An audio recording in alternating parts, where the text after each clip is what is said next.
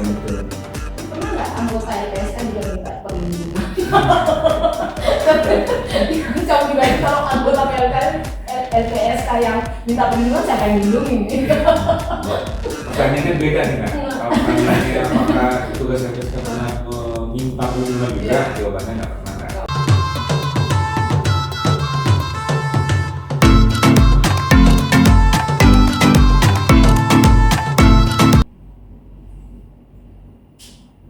Kalau Tribunal selamat sore, Tribunal negara itu mestinya memberi perlindungan kepada setiap orang, termasuk orang yang berhadapan dengan hukum, khususnya saksi dan korban.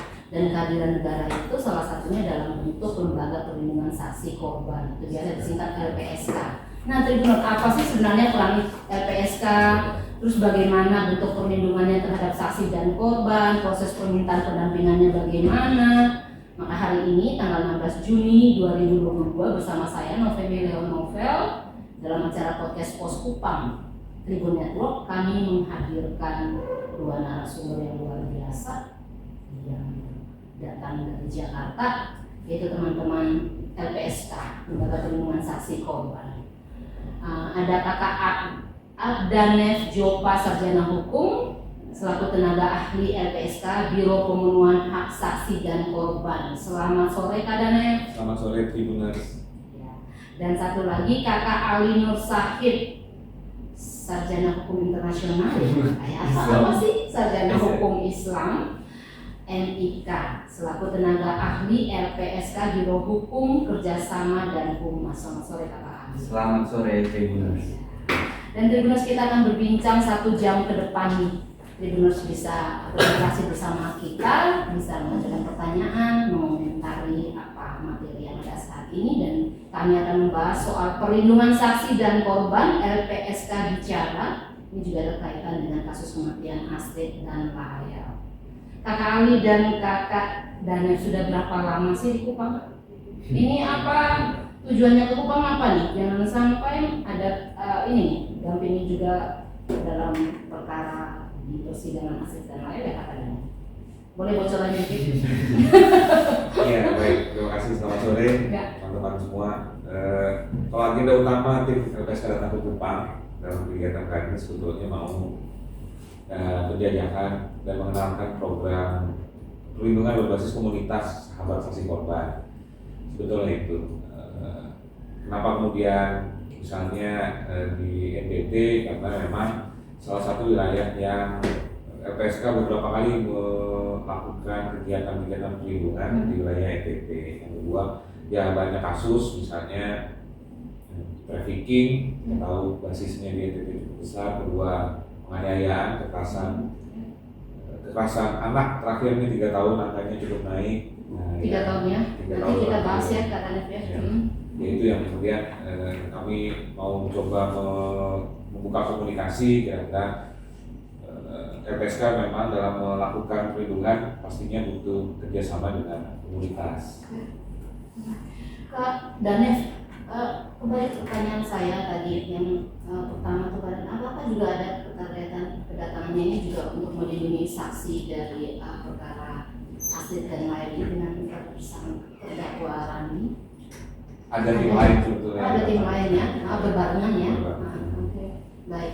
Kak, tadi kan Kakak bilang nih datangnya juga sebenarnya agenda utamanya adalah apa tadi? Memberi perlindungan untuk komunitas saksi korban ya? Iya, jadi LPSK dapat tanggung jawab dari Bappenas, program nasional itu untuk melakukan perlindungan saksi korban berbasis komunitas. Saksi korban berbasis komunitas ya. Itu yang kemudian kami sebut, LPSK sebut sebagai sahabat saksi korban. Sahabat saksi korban. Sahabat saksi korban. Sebelum kita masuk ini bahas lebih lanjut tentang sahabat saksi korban ya Danef, pastikan masyarakat dan Tribuners di rumah juga nih banyak loh yang belum tahu apa sih LPSK itu. Mungkin Kak Danef bisa menjelaskan sedikit. Bang Ali bisa. Lembaga Pelindungan Saksi Korban, disingkat LPSK, itu ya lembaga negara yang memang lahir setelah rahim reformasi. Jadi tumbuh kan lembaga-lembaga non struktural gitu yang seperti Komnas HAM, KPK dan yang lain-lain. Nah, salah satunya yang paling bontot ini LPSK, Lembaga Pelindungan Saksi Korban. usianya sekarang udah 13 tahun Kak, jadi 13. cukup berkembang pesat begitu. Nah, secara fungsi dan tugas juga mulai beragam gitu, mulai dari bantuan hukum, pemenahan prosedural, kemudian ada pendampingan hukum, perlindungan fisik, bantuan medis, gitu, rehabilitasi psikososial, restitusi, jadi beragam jenis begitu hak yang kemudian diberikan oleh LPSK kurun waktu 13 tahun ini. Kalau secara jumlah kurun waktu tahun kemarin sudah hampir jenis perlindungan jumlahnya mungkin hampir 4.000 gitu, ya yang jenisnya diberikan. ya, untuk khusus hanya untuk saksi dan korban. Hanya untuk saksi dan korban gitu ya. Kemudian jenis pelaku yang bekerja sama juga kita masukkan juga ya. Justice kolaborator gitu juga kita masukkan. Berapa jenis? 4.000-an juga? Itu kumulatif Kak. Jadi kumulatif jumlahnya sekitar 4.000-an kurun waktu setahun. Jadi kami secara anggaran juga fluktuatif gitu ya. Tahun kemarin itu sekitar tidak ada 100 miliar begitu, dibandingkan mungkin gitu ya, dibandingkan komisi-komisi atau lembaga-lembaga non struktural yang lain dan kementerian, mungkin kami paling sedikit juga secara anggaran gitu. Kita tahu anggaran komisi berapa tuh? Tahun kemarin itu 100 miliar. Masih kurang. Untuk jangkauan se-Indonesia gitu ya, dengan personil yang hanya 200 orang di kantor. Kita gitu personelnya hanya 200 orang. Betul. Tanganin seluruh kasus di Indonesia. Di Indonesia itu cukup berat gitu ya. Maka diperlukan ke depan itu sebenarnya penguatan kelembagaan, infrastrukturnya diperkuat, anggarannya juga bisa diperkuat juga gitu. Jadi apalagi sekarang tren kasus kekerasannya juga makin meningkat gitu. Apalagi ada TPPO cukup tinggi, kemudian kekerasan seksual dan anak itu juga cukup tinggi kurun waktu 5 tahun ini gitu. Jadi ragam jenis bantuan dan kompleksitas tindak pidana yang kita tangani juga makin rumit gitu. Mulai dari pendampingan hukum sampai kemudian nanti psikologisnya, pemulihannya, sampai kemudian kalau nanti ada yang litigasi juga nggak? Atau kalau ini litigasi semua? Kalau non litigasi kita bentuknya biasanya pemulihan Kak.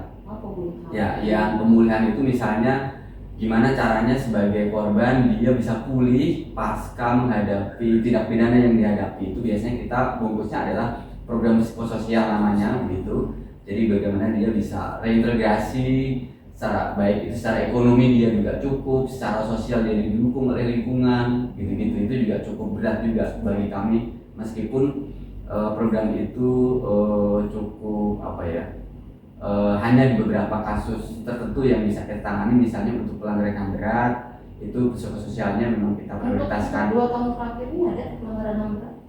Itu masa lalu, jadi pelanggaran berat. Jadi kami juga menangani kasus-kasus masa lalu gitu ya, seperti 65, Trisakti Semanggi, Tanjung Priok. Yang mencuat saat ini gitu ya.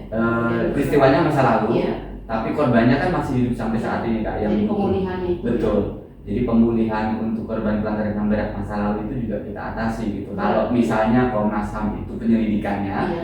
Kami pemulihannya. Jadi mekanismenya misalnya ada korban 65 yang ada di sebuah kota gitu, biasanya kan kolektif ya, ada berapa banyak gitu, terus kemudian mengajukan ke kami berdasarkan surat keterangannya dari Komnas bahwa dia adalah korban, maka kami akan melanjutkan untuk memberikan penguatan medisnya, kita berikan kartu hijau, istilahnya buku hijau gitu ya. Jadi dia akan berobat secara gratis rutin kurun waktu tertentu dengan fasilitas yang juga BPJS kelas 1 gitu. Jadi tanpa harus repot-repot atau antri, dan ada fasilitas lain yang juga kami berikan begitu. Artinya tidak hanya hadir di persidangan ya, ternyata di luar itu juga malah kayaknya lebih ribet ya. Iya betul, ya, karena pendampingan dan sebagainya, betul. Pemulihan dan sebagainya. Karena ragam kasusnya juga beragam, ada pelanggaran Kalau berat. kita lihat angka kasus itu per tahunnya berapa sih rata-rata? Per tahun kita rata-rata hampir 1.000. Kalau yang kemarin kita menerima 2.000 ya.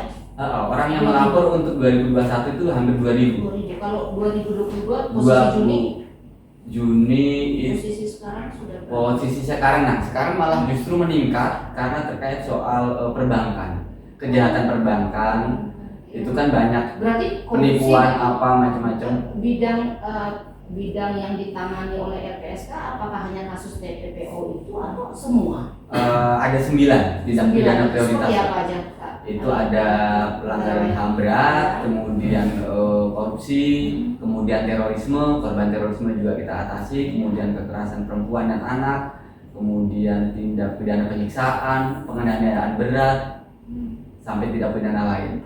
Begitu Pak Dan mungkin bisa menjelaskan lebih lanjut juga. Iya.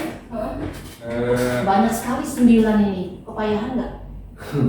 Ya enggak, kalau sebagai tanggung jawab pasti LPSK akan berusaha maksimal memberikan perlindungan. Mungkin tambahin dari narkoba, narkotika, dan tindak pidana lain yang ancamannya memang tinggi. Jadi itu jenis-jenis tindak pidana. Memang LPSK itu pasti pertanyakan gini Kak, saksi apa yang saksi dan korban apa dalam kriterianya itu yang bisa didampingi oleh LPSK itu? Iya, pertama kasusnya harus kasus pidana, jadi LPSK bisa masuk memberikan perlindungan di saksi korban. Perdata nggak bisa berarti ya? Nggak bisa. Nah, hal lain syaratnya satu harus datang mengajukan permohonan ke LPSK. Jadi sendiri person atau jadi dia bisa melalui diri sendiri, keluarga, kuasa hukum, instansi misalnya, atau bahkan aparat penegak hukum itu sendiri. Jadi LPSK sering juga mendapatkan permohonan perlindungan misalnya dari kepolisian, dari kejaksaan. Itu nah ada surat permohonan, kemudian itu dalam bentuk surat ya? Surat. Atau by telepon sebelumnya itu juga bisa kadang? Kami sebenarnya yang paling banyak lewat WhatsApp Pak. WhatsApp itu WhatsApp kemarin tahun 2021 ya? itu 1.400. 1.400. Betul. Lalu yang Lewat surat itu 1.200. Datang langsung itu 224. Gitu, elektronik 80. Jadi bedanya elektronik sama yang tadi WhatsApp? Oh, ini lebih ke Email mungkin? Email, iya Email betul. ya? Ya. Oh, 80 Surat elektronik 80, email. 1.400. Apakah ini kemudian tumpang tindih nggak dari surat yang 1.400 kemudian yang dari 1.200 itu? Ada yang sama begitu? Oh, biasanya kami seleksi nanti Kak. Jadi pokoknya kita menerima semua WhatsApp itu kita rekap, kemudian nanti kan dia akan bertanya, ini loh syarat prosedurnya. Jadi ada metode, ada yang memang konsultasi gitu ya, ada yang memang pingin pengaduan, itu kita bedakan begitu. Dan Ya. syaratnya itu apa? Syaratnya Pak Daniel silakan. Syaratnya itu pertama ada 4 sebetulnya. Mengajukan permohonan, punya itikat baik dalam mengungkap tindak pidana, Itikat baik. ya, kemudian punya informasi penting. Yang keempat itu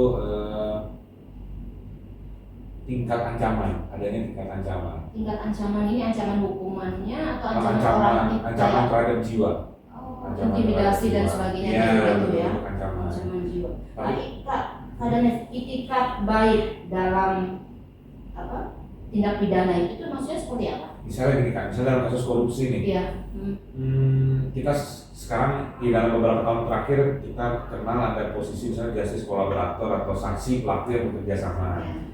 Nah itu ada yang ingin mengungkap misalnya seorang pelaku kemudian mengungkap bahwa atasannya atau rekannya tidak terlibat, itu kan ada yang membuka di awal kasus, ada yang membuka nanti di akhir. Ada yang malah nggak buka. Ada yang nggak buka sama sekali. Nah ini salah satu indikator untuk menilai pelaku ini punya itikat baik apa enggak. Misalnya, kalau dibuka dari awal itu kan salah satu indikator. Tapi kalau dari akhir-akhir dia kejepit, nah itu ya itikat baiknya tentu juga setinggi awal mula jika dibuka di awal mula misalnya seperti itu. Tapi kemudian koordinasi yang dibangun oleh LPSK dengan pihak aparat penegak hukum termasuk hakim itu nanti gimana? Ya kalau koordinasi dengan aparat penegak hukum dimulai kalau dari perjalanan kasus ya, yang pasti dari awal dari kepolisian, kemudian kejaksaan, hakim, apa misalnya dari kepolisian, pertama ya misalnya dalam agenda BAP ya pasti LPSK akan melakukan pendampingan. Jika saksinya dalam perlindungan LPSK ya, karena prosesnya saat mengajukan permohonan, kemudian nanti ada tim biro penilaian permohonan. Jadi kayak verifikasi gitu ya? Ya, ini yang melakukan verifikasi, investigasi dan sebagainya. Hasilnya nanti dipaparkan di sidang mahkamah pimpinan LPSK. Nah di sidang pimpinan inilah pimpinan memutuskan yang ini diterima, yang ini ditolak, yang ini direkomendasi. Untuk tahap verifikasi itu berapa lama? Maksimal 30 hari. Oh, Batasan kita dibatasi undang-undang Pak. Jadi mau berat mau ini karena tumpukannya juga cukup banyak gitu. Dan ternyata kalau kita cek datanya, ternyata pemohon itu paling banyak memang dari diri sendiri. Dari gitu. diri sendiri ya. Jadi kalau kita lihat misalnya organisasi non pemerintah itu nomor 3 kan, gitu ya. Diri sendiri itu nomor 1 sekitar 900 orang untuk tahun 2021 ya. Kuasa hukum malah hanya 175.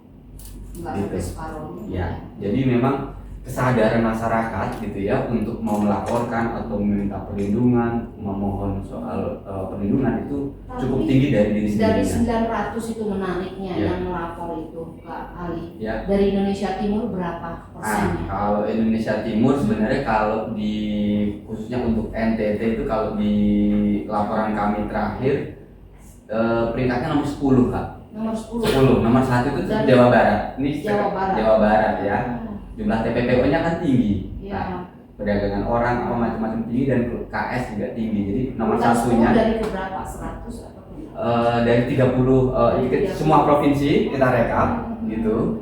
NTT itu meningkat posisi yang ke-10 ya.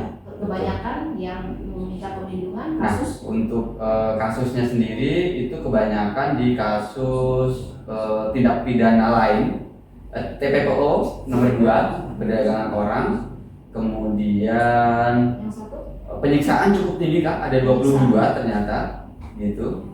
Kalau yang urutan pertama apa kasusnya? Tindak pidana lain, nanti Pak Dani bisa menjelaskan. Tindak pidana lain itu Seperti apa sih? bentuknya macam-macam, ada penganiayaan, ada macam-macam gitu. Nah, TPPO tinggi, kemudian nomor 2, kemudian ada pelanggaran yang berat cukup tinggi ternyata Kak, ada Pelanggaran yang 30. berat. Yes.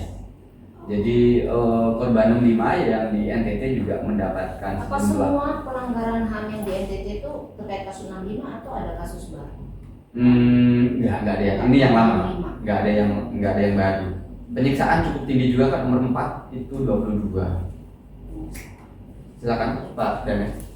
Pak Danes, tindak pidana Lain. lain ini Ya. seperti apa? Jadi ini sebetulnya kategorisasi di undang-undang sih sebetulnya tadi yang berangkat dari kasus-kasus prioritas. Ya. Nah, itu memang tindak pidana lain yang punya ancaman tinggi atas keamanan jiwa sebetulnya.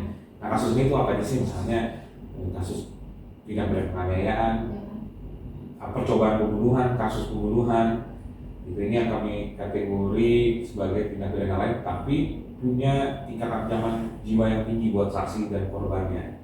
Gitu ya. Nah, ternyata memang dari data cukup tinggi di wilayah Nusa Tenggara Timur sini. Nah, itu. Proses pendampingannya mereka gimana nih? Apa kemudian tim sana datang ke sini atau malah di sini yang ke sana? Bagaimana? Proses sidangnya dibawa ke sana? Secara garis besar pasti LPSK akan mengikuti proses hukum. Jadi berjalannya proses hukum, kemudian tempat berjalan proses hukum itu pasti LPSK akan mengikuti. Misalnya seperti ya katakan misalnya kasus yang berjalan di Kota Kupang, ya LPSK akan turun. Cuman dengan kalau kemudian ada pertimbangan ancaman yang cukup tinggi, yaitu ada mekanisme telekonferensi misalnya. Ancaman cukup tinggi ini nominalnya berapa nih? Ancamannya ancaman jiwa, bukan ancaman yang mengancam nyawa, Iya. keselamatan. Kategorinya gimana? Gimana ukurannya? Di secara internal LPSK punya ya. beberapa indikator, Ya. ini tinggi, ini Iya. sedang. Pak Danes kan tadi dari 900-an ya orang yang melapor secara pribadi ya, kan katanya bilang harus diverifikasi dulu. Ya, nih. betul. Jatuhnya berapa itu yang kemudian dia masuk kategori bahwa dia bisa dilindungi Sebagai dari pelindung. 900? Ya, Nah, sebagai kembali pelindung. ya. Ada 50% atau? Biasanya Semua? nggak sampai Kak. Biasanya kalau di secara keseluruhan gitu ya. Ya. Karena biasanya juga kami itu meng-carry over, misalnya tahun ini tahun 2021 juga masih ada tumpukan sebelumnya gitu Kak. Karena pelindungan itu kan panjang Kak. Misalnya dia harus mendapatkan rumah aman, sampai dia aman sampai kasusnya selesai itu bisa setahun lebih gitu. Jadi kami bisa dalam setahun gitu bisa hampir 2000 sekian untuk melakukan jenis perlindungan itu. Betul. Meskipun mungkin yang melapor gitu ya permohonannya 1.500, tapi secara jumlah yang dilindungi itu lebih karena tahun sebelumnya juga kami jadikan satu karena Berarti prosesnya panjang. hampir pasti bahwa ketika yang melapor dengan nominal misalnya tadi 900 Ya. bisa jadi memang 900 itu memenuhi syarat untuk terlindungi ya? Bisa. Bisa ya seperti Bisa. itu ya. Karena kalau melihat syarat sebenarnya tidak cukup rumit ya, kami berusaha untuk memudahkan semua prosedur gitu ya. Salah satunya misalnya ya harus ada laporan polisi apa dan macam-macam, proses hukumnya sedang berjalan dan macam-macam, jadi itu kan standar tindak Berarti pidana. harus proses hukumnya berjalan ya, Betul. baru bisa. Kalau Betul. belum, berarti belum bisa memberi laporan pada LPSK gitu ya.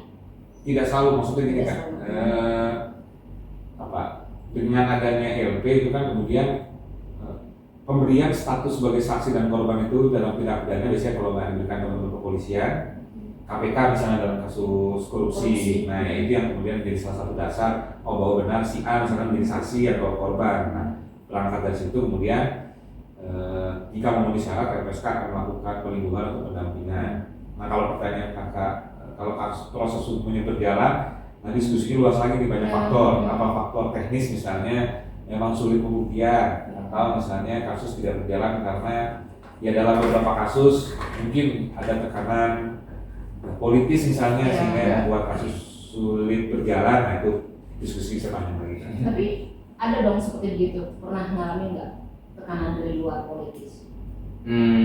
Ada beberapa kasus yang menjadi perhatian publik gitu ya. Kita juga harus ekstra kan, misalnya kita sebut saja lah sebelah tindak pidana terorisme begitu. Nah itu kan juga atensi ini cukup tinggi, terus kemudian saksi sampai ke saksi ahlinya, sampai ke hakimnya, sampai ke jaksanya juga minta perlindungan karena ya ancaman menangani isu ini itu mereka khawatir nanti kalau rumahnya didatangi kelompok tertentu atau keluarganya dan macam-macam. Jadi untuk isu-isu yang sensitif yang menjadi perhatian masyarakat memang kita perhatikan betul gitu. Tapi pernah nggak anggota LPSK juga minta perlindungan?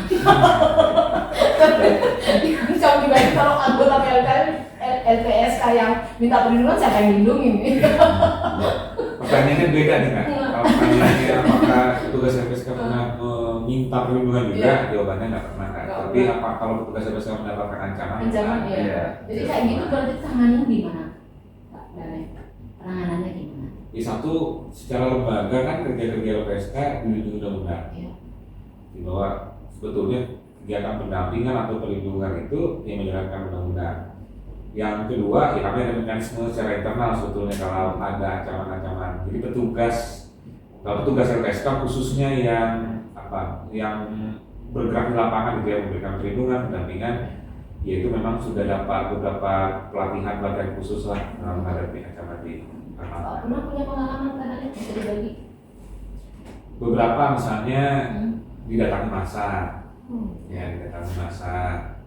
terus saat mau evakuasi ini misalnya selesai memberikan kesaksian di pengadilan, saat kami mau keluar itu dihalang-halangi juga pernah, diancam jangan memberikan perlindungan kepada si A atau nanti kami ancam juga pernah. Cuma ya mungkin dari sisi tugas LPSK karena sudah makanan hari-hari ya kayak gitu ya.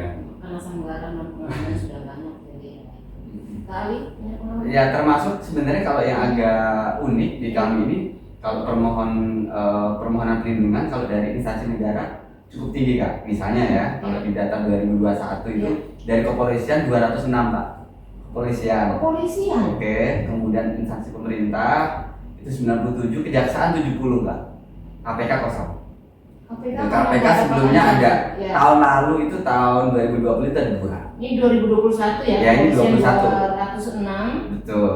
Kemudian instansi 70, pemerintah itu 97, 97, kejaksaan 70. Keadaannya mungkin bisa menjelaskan kenapa dinamika itu terjadi, bentuk perlindungannya apa aja ya. Jadi ya ini tadi belum seperti dijelaskan dari awal. Ya, artinya tadi yang di awal kan perannya hanya saksi dan korban kan. Kalau aparat penegak hukum di mana nih masuknya? Kenapa kok LPSK juga bisa melindungi aparat? Pertanyaan bagus. Oke. Jadi pertama ini dulu, siapa sih yang bisa jadi atau subjek orang yang dapat dilindungi LPSK? Pertama saksi, kemudian korban, kemudian pelapor, saksi ahli. Nah ini saksi ahli ini dalam beberapa kasus tindak pidana khusus gitu ya. Ada juga yang saksi ahli kemudian mendapatkan ancaman. Terus kemudian saksi pelaku yang bekerja sama Dan terakhir itu mereka yang punya informasi yang dapat membuka sebuah tindak pidana itu yang subjek-subjek yang dapat mendapatkan perlindungan LPSK. Nah kemudian pertanyaan lanjutannya, apa saja sih layanan atau bentuk perlindungan LPSK? Terus semangatnya kalau kita kategori mungkin ada 4. Pertama ini perlindungan yang terkait dengan keamanan jiwa. Jadi LPSK punya rumah aman kah? Rumah aman ini biasanya diberikan ke mereka yang ancamannya sangat tinggi. Rumah amannya di mana? Di semua daerah sudah ada. Pertanyaannya rumah amannya di mana, bentuknya seperti apa, itu semua menyesuaikan dengan kasus.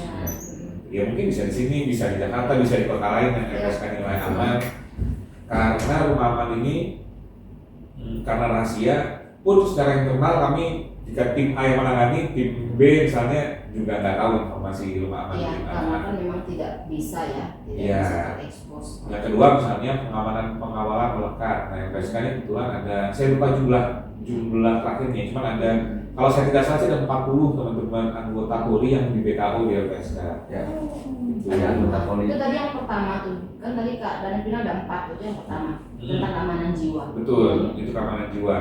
Bentuknya itu tadi kan ada rumah aman, kemudian pengamanan melekat, biasanya nanti anggota Polri yang BKO di LPSK yang akan melakukan pengamanan melekat.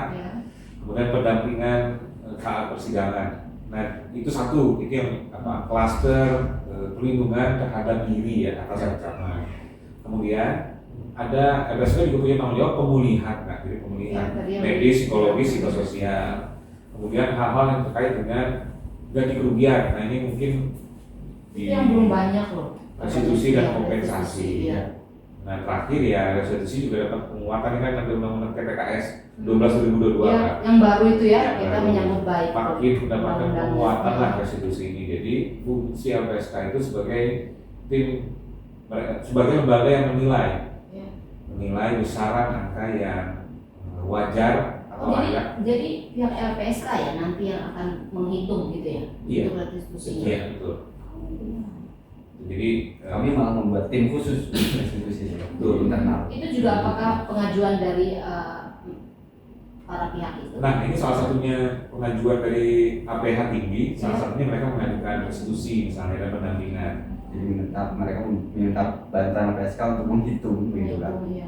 Nah, sebagai syarat loh, karena di kasus TPPO dan kekerasan seksual ini kan restitusi jadi syarat kan? Betul. Kemudian yang lain 4 tadi? Ini terkait dengan biaya bantuan, ada bantuan biaya hidup dalam kasus-kasus tertentu tentunya. Kemudian penggantian biaya tadi misalnya Bang Ali sudah sampaikan medis, psikologis, psikososial gitu kan, tentu ada biaya transport yang keluar. Kita kan nggak membayangkan semua saksi korban di kota besar seperti Jakarta, tapi misalnya seperti di NTT, kemudian dapat rujukan harus pindah kota, rujukan fasilitas layanan medis. Nah biaya yang timbul itu menjadi tanggung jawab LPSK juga. Tapi tadi kan saya nangkap tuh bahwa LPSK sekarang kan hanya ada di Jakarta nih kan, dengan personil yang hanya 200 nih untuk tangani sekian ribu kasus di seluruh Indonesia. Gimana nih untuk lebih menjangkau daerah-daerah supaya lebih efisien? Gimana nih? Itu yang menjadi. Apa nggak ada kepikiran bahwa buat dong di daerah-daerah jangkauannya lebih cepat? Betul, itu setuju sekali. Jadi memang kalau secara ofisial secara resmi memang hanya ada di Jogja sama Medan yang untuk perwakilan ini terkait juga soal tindak pidana yang cukup tinggi di 2 wilayah tersebut Nah sebenarnya pinginnya kami di beberapa tempat yang masih proses, termasuk juga di NTT kami juga ingin ada perwakilan, sudah ada komunikasi dengan Pak Gub sudah difasilitasi tempat, tapi secara proses seperti ini kan juga harus berkoordinasi dengan Menteri Aparatur Negara jadi cukup panjang prosesnya, asesmennya juga cukup harus kokoh begitu jadi tidak SDM-nya dan sebagainya. Betul, karena ini melibatkan siapa nanti SDM-nya akan mengisinya unsur-unsurnya siapa aja. Tapi paling tidak sudah ada harapan nih untuk Nusa Tenggara Timur LPSK. Betul. Tapi apakah memang betul dalam bentuk real itu LPSK atau dalam bentuk lain? Pertama pendekatannya memang akan lebih efisien kalau ada kantor. Ya. Tapi kalau kita juga menyiapkan skema berikutnya sebenarnya yang lebih ke community based gitu ya. Jadi pelindungan berbasis komunitas Yang tadi Kak sebenarnya Danes bilang betul. sahabat Saksi dan korban, itu betul. ya. Jadi harapan kami sebenarnya karena di sini juga banyak persoalan yang harus diatasi, sebenarnya hal-hal terkait soal teknis, soal bagaimana melakukan permohonan ke LPSK, sampai kemudian mengatasi masalah di kelompok sendiri, itu bayangan saya sebenarnya mungkin Kak untuk dilakukan di komunitas itu sendiri, termasuk di Kupang. Makanya di LPSK itu punya prioritas di 8 kota Kak untuk membentuk sahabat saksi korban ini. Ada di Kupang Ada 8 salah kota, satunya, ya. ada di NTT, ada di Kalbar, kemudian ada di Makassar, kemudian ada di Jawa Tengah, itu ada di Semarang, kemudian di Surabaya, Jogja, Jawa Barat. Gitu. Apakah tahun ini bisa terrealisasi? Harus terrealisasi karena ini udah program nasional Kak. Jadi kami akan keliling. Ini kota yang ketiga sebenarnya yang kami kunjungi untuk asesmen awal. Respon dari kelompok masyarakat sipil sasarannya Kak. Jadi kelompok masyarakat sipil di sini sangat kami berterima kasih karena kelompoknya sangat kuat begitu dan responnya juga cukup bagus. Dan kami sudah punya banyak pengalaman sebenarnya kerja-kerja dengan teman-teman di NTT ini. Ada teman-teman Jepit, ada teman-teman LBH API, ada teman-teman banyak instansi gitu ya, kelompok masyarakat yang sebenarnya sering berrelasi untuk penanganan kasus kan. Jadi kami nunggu ya, nggak sampai akhir tahun mudah-mudahan sahabat saksi korban bisa terbentuk. Ya, bisa terbentuk. Ini Siap. ada Tribuners nih dari Meridit Sinta. LPSK punya kantor di mana di NTT? Kalau mau melapor bagaimana? Nah ini sudah langsung ditodong kantornya di mana. Mohon maaf Kak Meridit Sinta karena memang kantornya belum resmi begitu, masih hanya ruangan yang disediakan dan kami menunggu proses di Kementerian Menpan, jadi kami tidak bisa menjawab. Karena kalau mau melapor bisa langsung aja dengan nomor WA-nya ya, nomor WA-nya LPSK langsung aja, nanti di Jakarta yang akan nanganin langsung, atau lewat sore, lewat email. WA sebenarnya lebih mudah Kak. Ya kalau WA nomornya bisa dong dibagiin. Oke. Nanti langsung dicatat. nanti Kak Danef akan menyebutkan hotline-nya, ada sejumlah hotline sebenarnya yang bisa juga di ini ya Kak. Kak Danef silakan. Ya, nomor WhatsApp Ya. LPSK yang bisa di 0857 7001 0048. Bisa diulang Kak. 0857 700 10048. Yang via WA ya. Iya, ini aplikasi WhatsApp dan ada hotline Ya, LPSK hotline-nya. itu di 148. 148 ya, langsung terhubung ya. Terus IG juga bisa Kak, DM gitu. Ya, IG IG LPSK, Info LPSK. info info LPSK. LPSK. Wah, memudahkan ya, memang kalau sekarang sudah zaman kayak gini kan memang kita harus mengikuti perubahannya. Betul. Jangan pakai surat, ini surat begitu lama sampai Betul. lagi. Dan bisa langsung merespon kan, Iya. direspon cepat juga. Tapi Oh, dalam syarat prosedurnya dalam WhatsApp itu langsung direspon gitu. langsung direspon. Melalui pesan atau kalau Pesan. telepon juga Pesan aja. pesan. Oh, hanya Telepon pesan kalau ya. pesan di telepon di kantor. Oh, telepon kalau kantor. telepon kantor berapa nih Kak? Telepon kantor Dan keadaannya kadang-kadang cari dulu, kita bacain dulu lagi ini dari Tribuners nih, dari Bernadita Patris. Halo kakak-kakak, perbincangan yang bagus sore ini sambil minum kopi sore. Mana kopi ini. Kakak, bentuk perlindungan yang diberikan LPSK seperti apa pada saksi dan korban? Apakah ada perbedaan?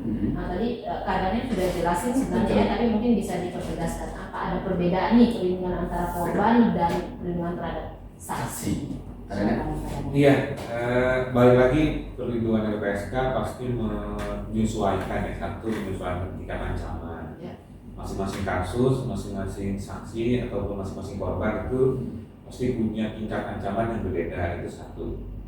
Yang kedua, layanan atau bentuk perlindungan yang LPSK berikan yang tadi kami sampaikan kan itu bentuk layanan yang LPSK bisa berikan. Nah pertanyaannya, apakah ini semua dapat diberikan? Tentu menyesuaikan juga. Jadi mungkin misalnya kepada saksi korban A hanya butuh pendampingan, saksi B ternyata butuh pemulihan medis, butuh pemulihan psikologis, Jadi ya semua kami sesuaikan dengan permintaan kebutuhan ya, kebutuhan. Jadi kadang satu orang bisa dapat 4 Kak. Ya. Dia butuh pendampingan hukum, dia juga butuh medis, dia juga butuh psikologis, dia juga butuh sejumlah hak yang kita ada saksi atau korban yang hanya satu. Hanya satu, misalnya paling banyak kalau tahun 2021 itu hak pemenuhan hak prosedural Kak. Jadi pendampingan di proses hukum apa macam-macam cukup tinggi untuk tahun 2021 sekitar 1.337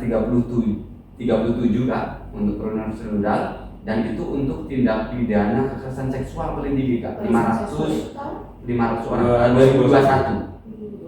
Tindak pidana perdagangan orang itu 219, terorisme 264. NTT memang banyak ya, TPPO. TPPO cukup tinggi Kak.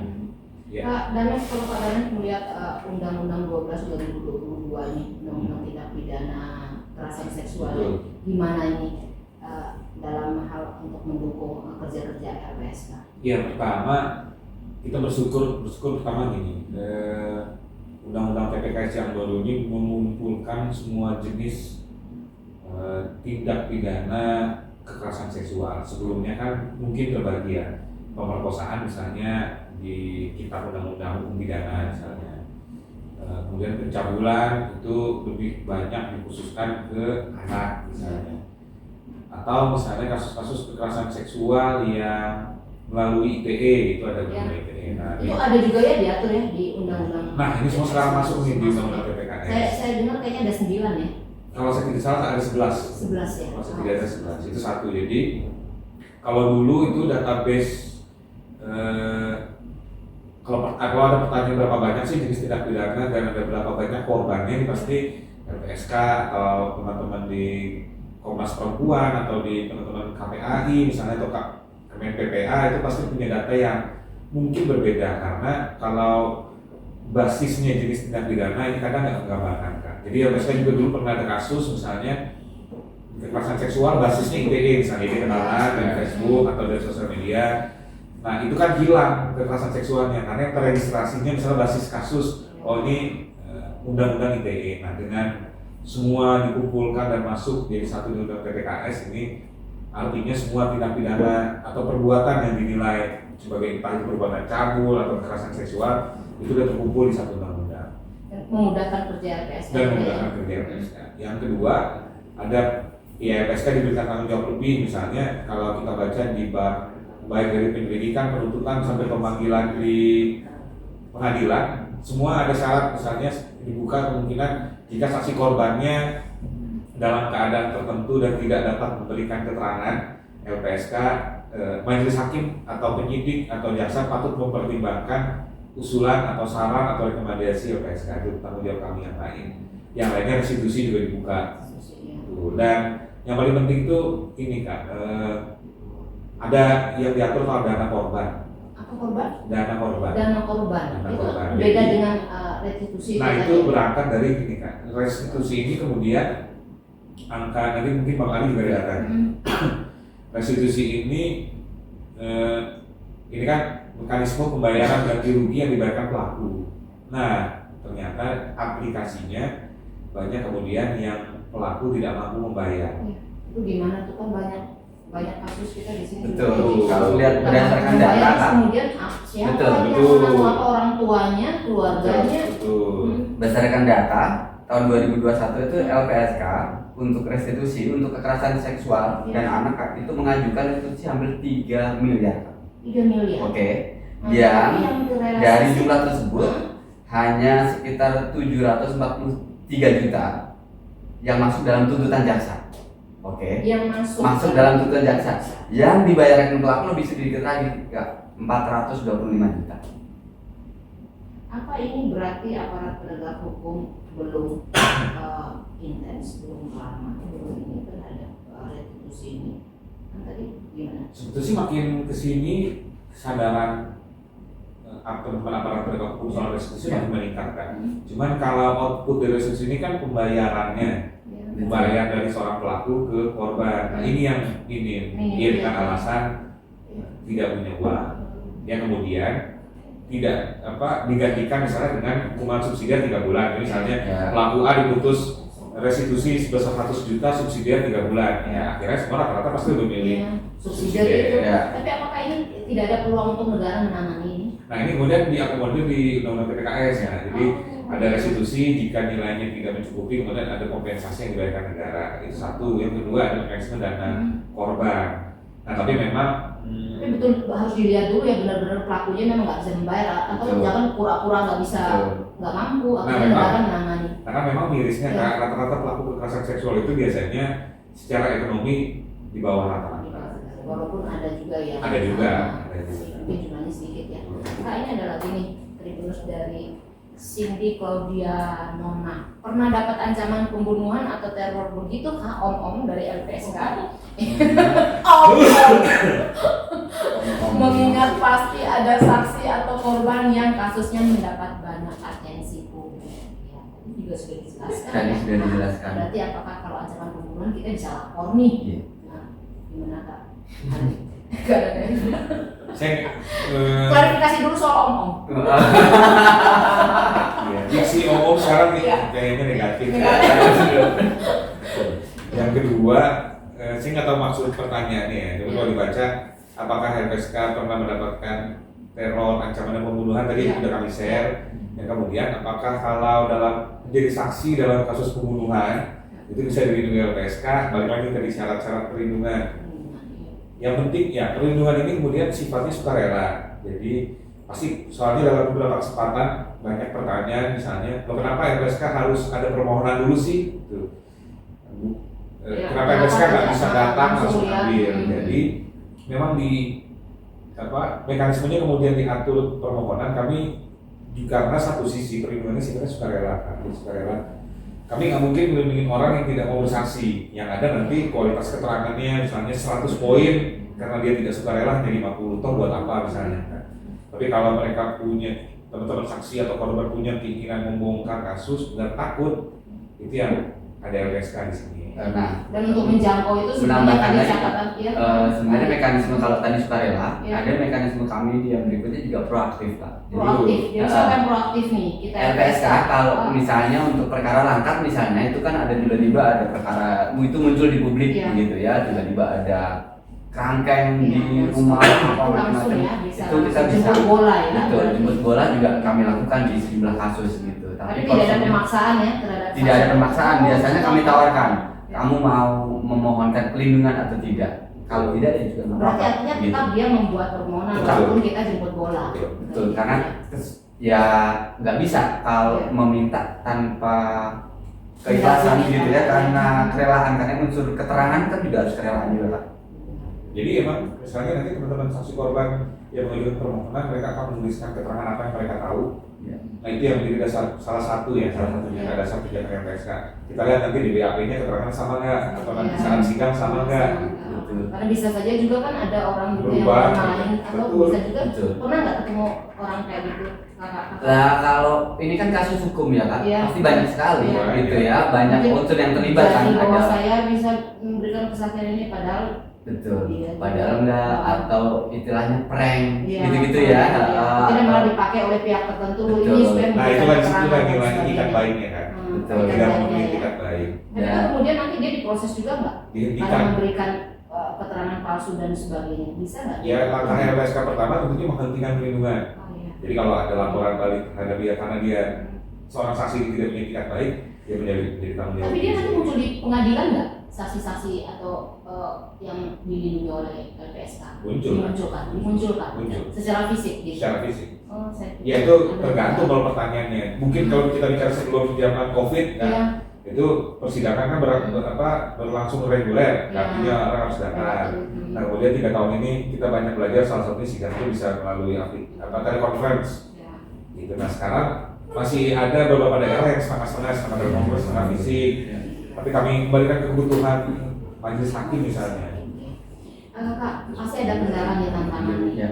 Ketika bekerja di lembaga LPSK ini tantangannya apa nih? Pasti intern dan ekstern Iya ada betul, ya. ada dua gitu ya. Internnya dulu kita ngomongin apa nih? Kalau secara internal ya memang sumber dayanya juga cukup apa ya, perlu diperkuat lah begitu. Berarti Kemudian bukan baik secara hanya anggaran maupun personil personil. gitu ya, personil juga harus perkuat karena kan ini juga ada beberapa teman-teman, ini kan kombinasi tuh Pak, ada yang ASN ada yang non ASN gitu ya, jadi itu kombinasi yang terus diperkuat baik secara kemampuan maupun tentunya dan jumlahnya itu pasti. Tapi dari jumlah 200 itu kalau kita ngomongin 200 gender, mungkin pasnya 250 sekian ya Kak. 250-an. Kalau Betul. dari 250-an kita ngomongin gender, perempuan di situ ada berapa Kak? Nah, Mengakomodir nggak nih komposisi perempuan? Jangan kalau sampai di laki terbanyak. unsur pimpinan Pak ada Kak, unsur pimpinan itu kan ada dua gitu ya, ada dua unsur perempuannya. Kalau di komposisinya nanti saya kurang cek ininya Kak, tapi setahu saya Ada ya. di banyak kasus penanganan kasus itu pasti ada unsur perempuannya, apalagi untuk kasus-kasus KS anak itu ada Kayaknya lebih nyaman gitu ya. kalau- ada biru khusus, ada memang apa ya, keahlian khusus yang memang kita sematkan untuk sejumlah orang yang memang ahli di bidang itu Kak, gitu, nggak bisa orang lain gitu. Seperti saya gitu, ketika menangani kasus itu ya saya harus minggir misalnya gitu. Yang teman-teman LPSK yang perempuan Ya, ya. ya. Walaupun padahal mungkin secara kapasitas dia juga bisa sih sebenarnya menjalani tugas itu ya. Betul. Nah itu untuk yang intern, kalau ekstern Untuk yang eksternal karena memang kita berusaha untuk masuk memperkokoh ya sistem kerangka hukum kita dalam konteks perlindungan saksi dan korban yang di dalamnya juga ada restitusi, ada pemenuhan yang lain. Mestinya gitu ya ke depan itu ya koordinasi dan apa ya upaya untuk perlindungan saksi dan korbannya dalam konteks peradilan itu lebih kuat begitu kan. Fungsi LPSK-nya juga bisa lebih diperkuat, juga termasuk berusaha untuk membantu proses-proses peradilan yang sedang berjalan, misalnya saksi ini butuh itu, korban ini butuh ini, butuh itu bisa lebih apa ya, koordinasinya lebih enak lah gitu Kak. Untuk antar institusi itu penting dalam rangka penegakan tapi selama ini berjalan baik ya sebentar koordinasi antar ya, institusi. ada yang baik, ada yang ya variatif lah Kak. Ada yang memang lancar, ada yang memang perlu tegang-tegang dikit-dikit, begitu-begitu tergantung ininya. Namanya tantangan ya. Tapi berharap penjangkauan LPSK itu ya dengan adanya sahabat saksi korban itu ya, Betul. menunggu ada pembentukan di NTT ya.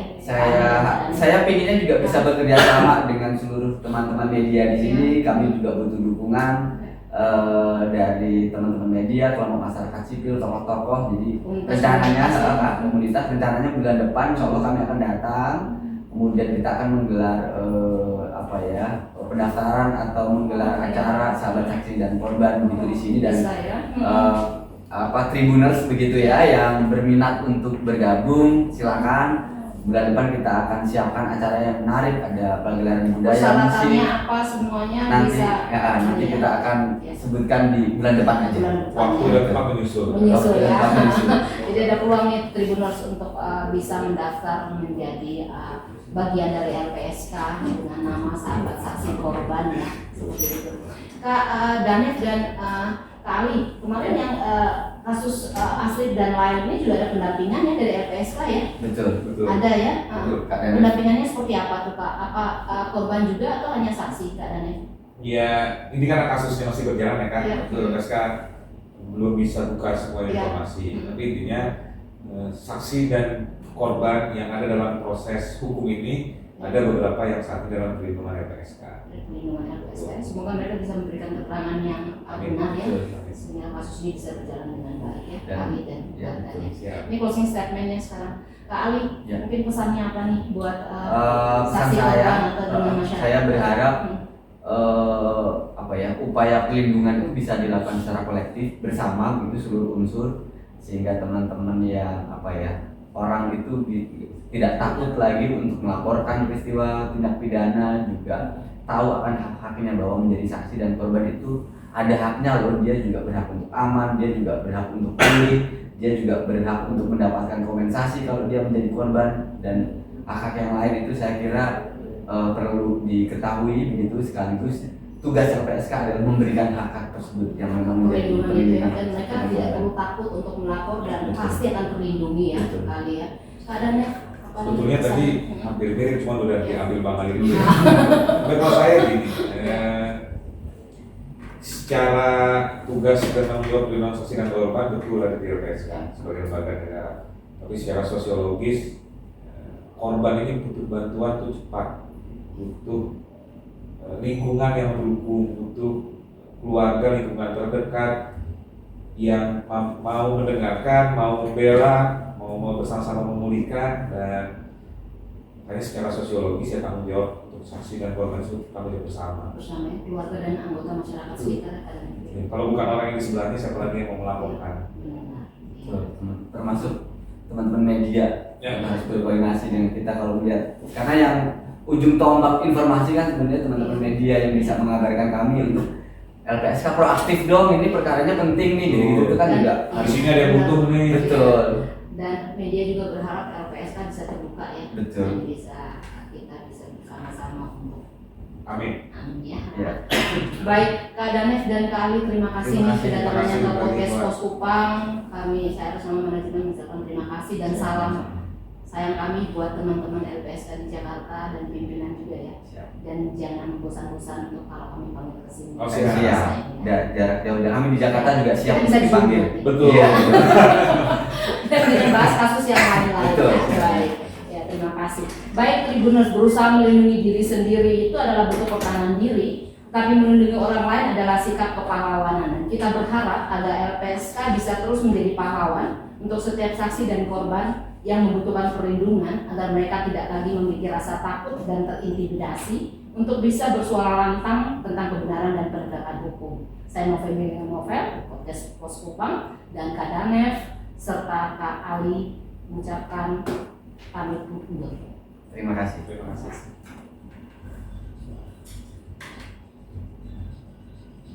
Oke, Oke. boleh dong kita di screenshot dulu. Foto dong. Kita Pos foto Kupang. dulu. Rumah. Baru mau nanya. Terus lagi ada apa lagi? Oh, foto langsung boleh. Foto langsung supaya Kak nanti Ica, masuk. Kak Ica, Hmm. foto dong Kak Ica, dari sini Kak Ica. Oh, biar ada ininya jadi terlihat bahwa di Tribunnya harus tribunnya kelihatan dong. kelihatan. Logonya Pas- di pas layar pas ya. lihat. Kakak agak jauh supaya kelihatan aksesoris. Baik. Studionya, Oh. kemewahan studio ini ya. Kita nggak ada di kantor Kak. Harus mewujudkan nanti LPSK. Siapa? Kayak begini juga. Sudah dicoba di 2 kota Kak, kita bikin begini, cuman masih belajar Kak. Masih belajar.